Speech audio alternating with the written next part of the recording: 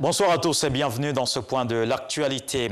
À l'initiative du président de la République française, Emmanuel Macron, le président Alassane Ouattara a quitté Abidjan ce samedi pour la France à Paris et il prendra part au sommet sur le financement des économies africaines.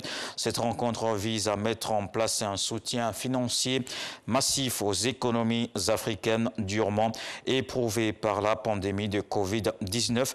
Elle permettra de poser les bases d'un nouveau cycle de croissance sur le continent. La question de la restructuration de la dette des pays africains sera également abordée au cours de ce sommet. En marge, le chef de l'État aura des entretiens avec ses homologues et plusieurs autres personnalités. Ils sont plus de 55 000 candidats pour 5 000 places d'enseignants prévues. Le concours d'entrée dans les CAFOP session 2021 ouvert ce samedi avec les épreuves écrites. Seul le mérite sera récompensé, prévient la ministre de l'Éducation nationale et de l'alphabétisation. Mariatou Kone a visité quelques centres d'examen.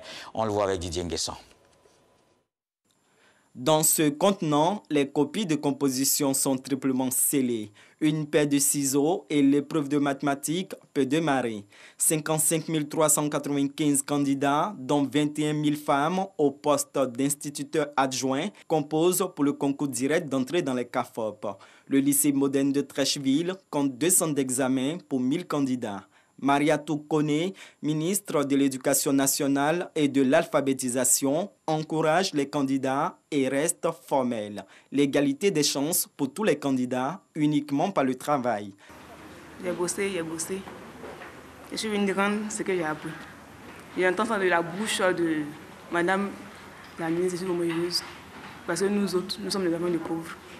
Je suis heureuse. Seconde étape, le lycée classique de Cocody. Les candidats ont 2 heures pour rendre les copies. Déjà, moi, je comprends déjà les questions et je pense que je vais pouvoir faire un bon devoir en tout cas. Il faut bosser pour réussir. Voilà, le parrainage, bon, c'est pas un bon moyen, c'est pas un bon chemin à prendre en tout cas.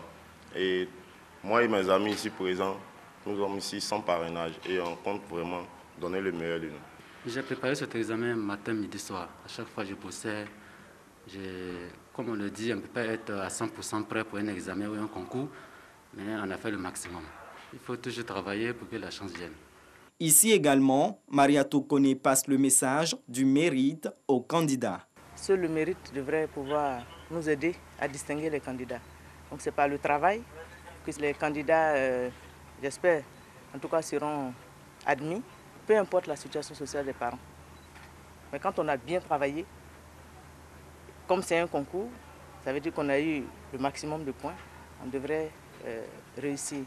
Si on a de bons enseignants, des enseignants responsables, alors les enfants devraient bien travailler à l'école. Après les mathématiques, suivront les épreuves de français et de culture générale. Les résultats des écrits sont attendus le 16 juillet prochain.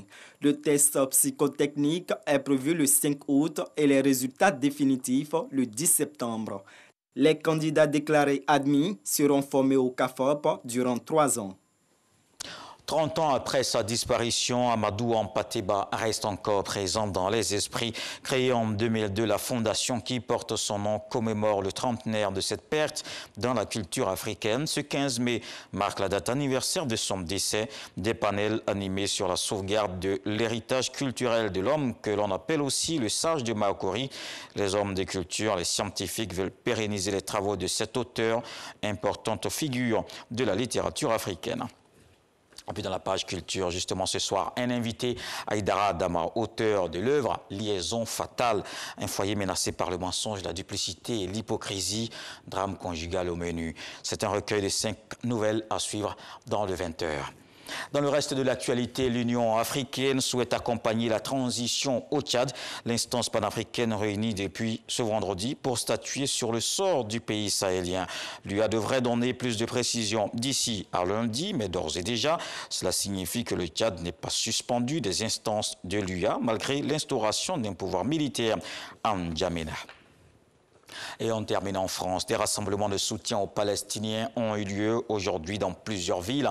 Pourtant, il y a une interdiction prononcée par les autorités à la demande du ministre de l'Intérieur, Gérald Darmanin, pour des risques de troubles. Quelques 4200 policiers et gendarmes étaient mobilisés dans la capitale française. La préfecture de police précise que les forces appliquent les consignes de dispersion systématique et immédiate dès que des manifestants tentent de se regrouper. En revanche, des manifestations ou rassemblements ont été autorisés dans de nombreuses autres villes. Des milliers de personnes se sont alors réunies à Montpellier, Strasbourg, Lyon, Bordeaux, Marseille, Nantes ou encore Rennes.